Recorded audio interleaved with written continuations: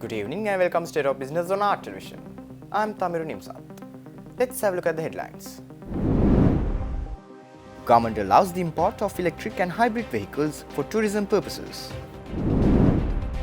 Brand new tourism policy to be presented to Parliament soon, Minister Harin reveals.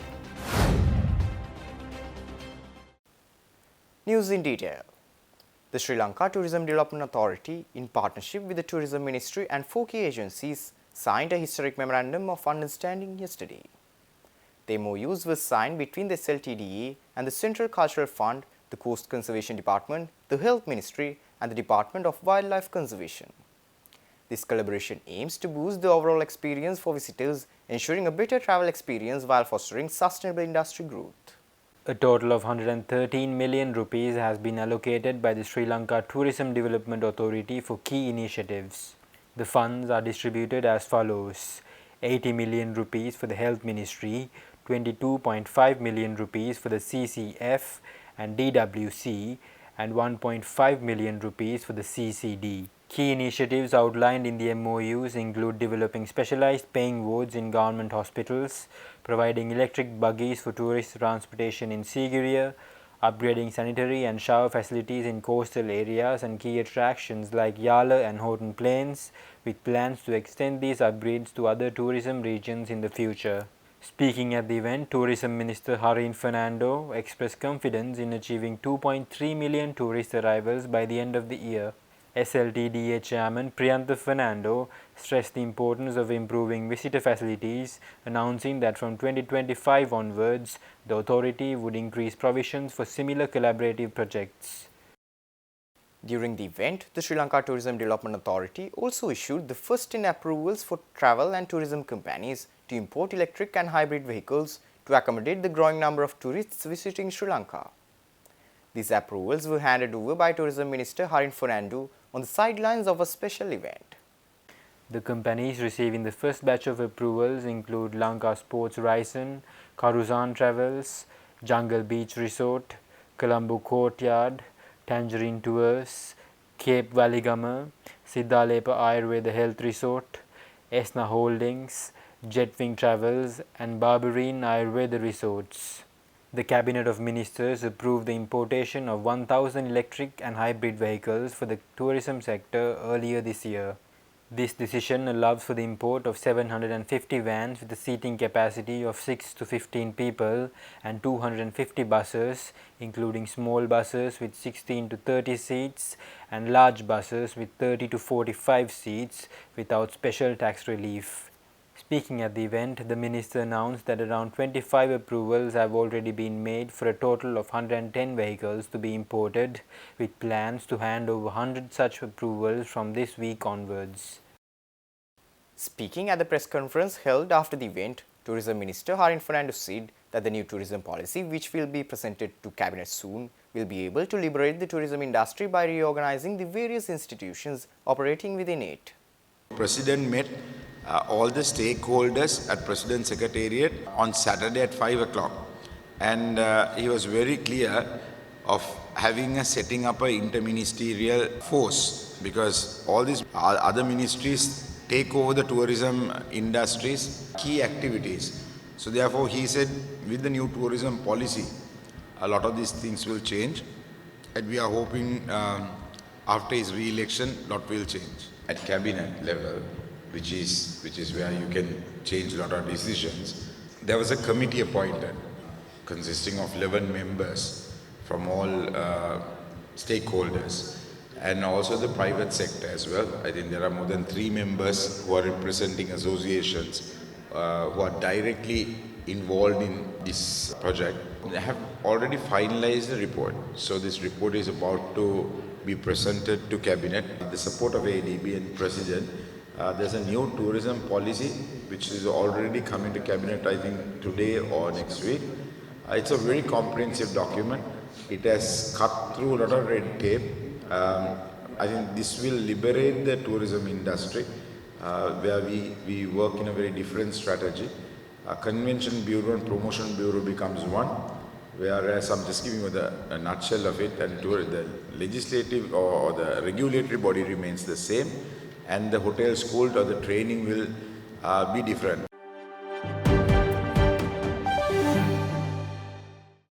Stay tuned. We will return after this short commercial break.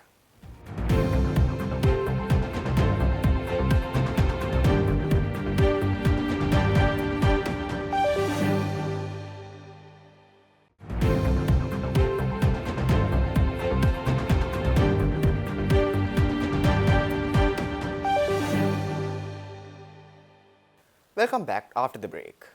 Minister of Trade, Commerce and Food Security Nalin Fernando announced plans to amend the Consumer Act with proposals expected to be submitted to Parliament within the next 2 weeks. Minister Nalin Fernando said this speaking at a news conference held at the Presidential Media Centre recently.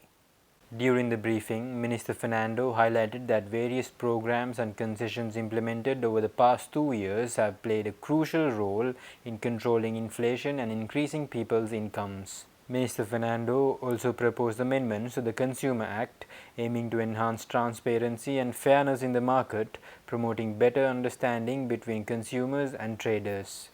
He explained that the government currently announces the prices of 15 essential items on a weekly basis, but has observed that the consumers are not benefiting from the provided concessions.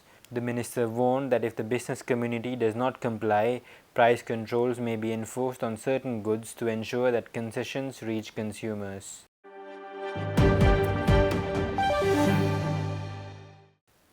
In a significant step towards promoting sustainable finance, the Securities and Exchange Commission of Sri Lanka and the Colombo Stock Exchange, in collaboration with the Asian Development Bank, hosted an issue forum in Colombo recently.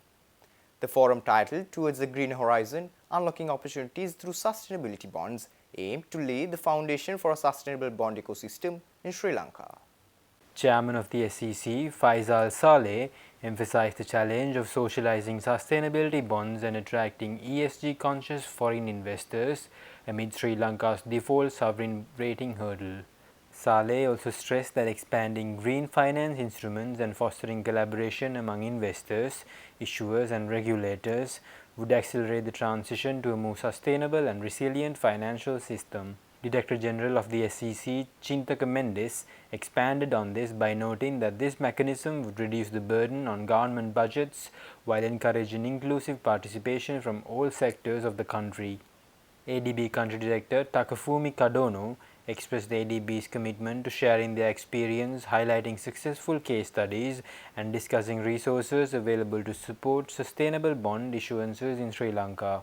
Chief Executive Officer of the CSC, Rajiv Bandaranayake, emphasized the necessity of embracing environmental sustainability to maintain Sri Lanka's competitive edge in the global supply chains.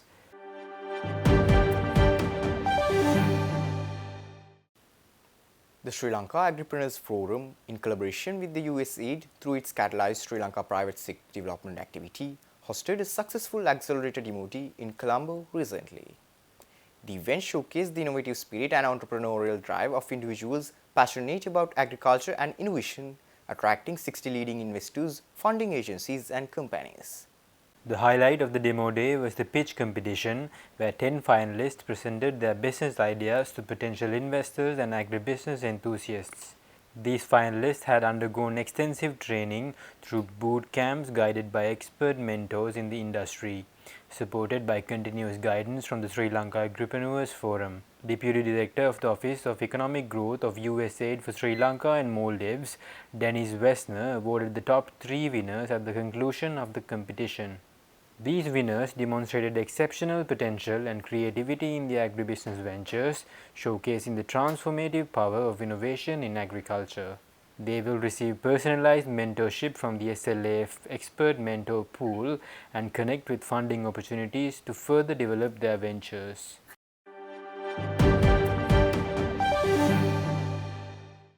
Stay tuned for stock update.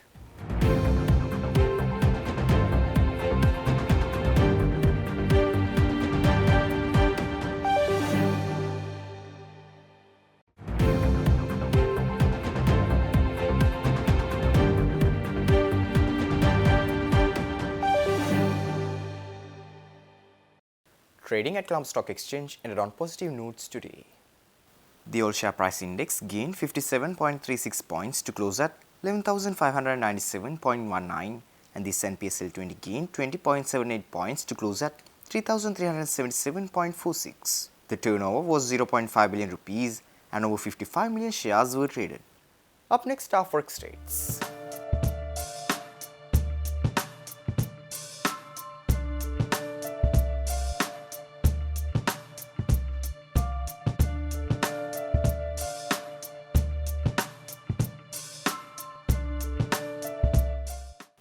That's all our news for today. For this and more, subscribe to our channel on YouTube and follow us on Facebook. Take care and good night.